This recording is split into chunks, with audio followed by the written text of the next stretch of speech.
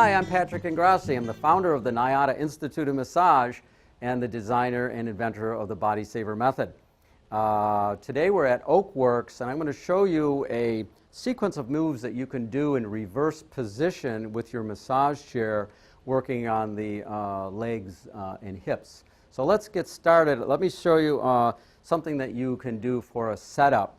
Now we want to fill this space in here, and what's really ideal is this torso support cushion from the sideline positioning system that Oakworks has. So it just fits in here just perfectly. So slide it right in like that. And the other thing that you want to consider is reversing your face cradle so this can support the back of the client's neck. So our model today is Robert. Robert, take a seat. Thanks for helping out today, Robert. And get them adjusted so that everything feels really comfortable. Let me just lift that up a little bit. How does that feel on your neck? Head and face? Okay, very good. Another thing that you can do here is you can use an eye pillow for relaxation. It's nice. You can have the client cross their arms over the belly.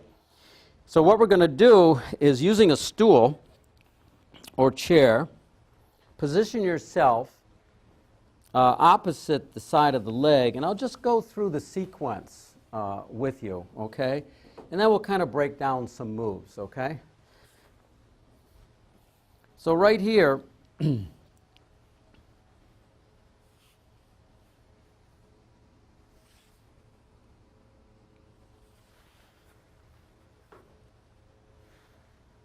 this is called a calf roll, okay?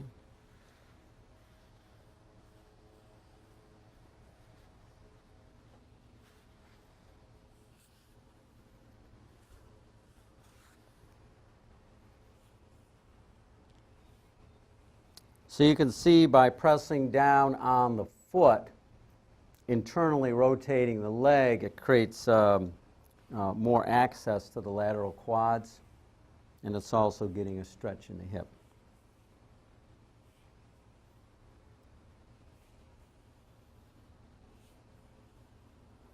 So let's just break those moves down just a little bit, okay? So get yourself very comfortable so the client's leg is resting comfortably, and start with a little bit of rolling just to warm up the hip joint a little bit, assess, what's going on, okay? And then place your south hand on top of the foot, getting a nice deep internal hip rotation, and then use the soft forearm to assist.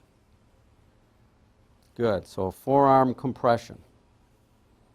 Now turn that into a forearm roll. When you roll the forearm, if you use a pronate to supinate, along with some range of motion, and you notice I'm pronating to supinate even as I come back, right? So you can work the upper leg very nicely, working around the knee with a forearm rocking motion. Okay. Now the other move that you can do here is you can roll the calf right over the top of your thigh. All right? So we call this the calf roll. So if you need to get your other leg out of the way to do that, or leave it in place. So here we're rolling the calf muscle up and down, back and forth. Great. And bring the other leg in to support you, okay? And shift your position a little bit if you need to. Internally rotate. Maintain an internal rotation with the arm that's closer to the head. And then you can work the peroneals and tibialis anterior with the forearm, and using a rapid forearm rocking motion. I call this the tomahawk. Okay. And another nice move you can do here is sawing. Okay.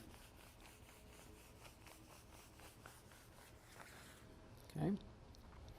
All right. Now I want to show you a hip internal rotation, so we're going to stretch the hip external rotators. Okay? So we're going to drop the knee, or drop the foot, so we have the knee is now flexed. Okay? And I'm going to take the other foot and just hook it and pull it in towards me.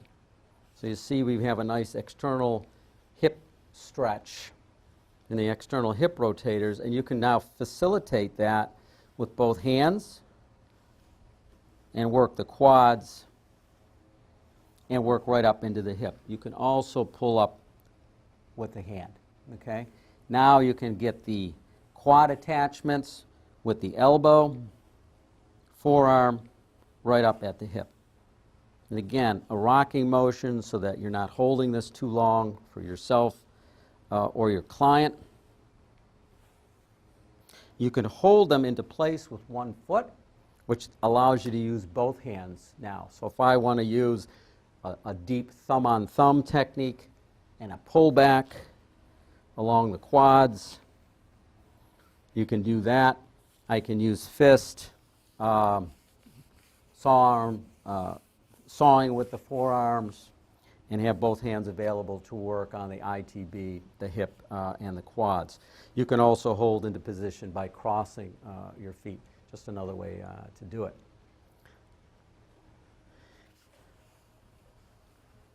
So that completes that sequence for the hip and legs. And in the coming days, if you get a chance to practice these moves, and I hope you do, you can contact me with some feedback. I'd love to hear from you on my website or on my Facebook page. And it was great working with you today. I hope to meet you soon, and I'll see you in class.